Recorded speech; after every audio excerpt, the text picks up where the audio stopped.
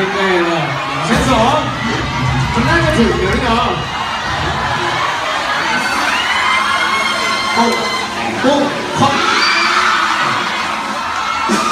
ไม่เป็นไรอันนี้เดี๋ยวให้เราแต่เรายังมีเสื้อพี่น้องรับขอเสื้อหรือไง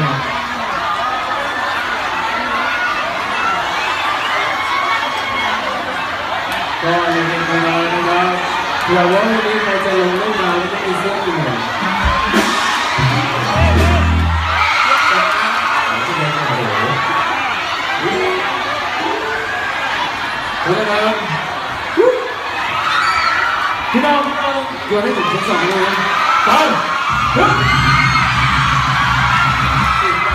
ชั้น 2ไม่ใช่ของใครนะครับ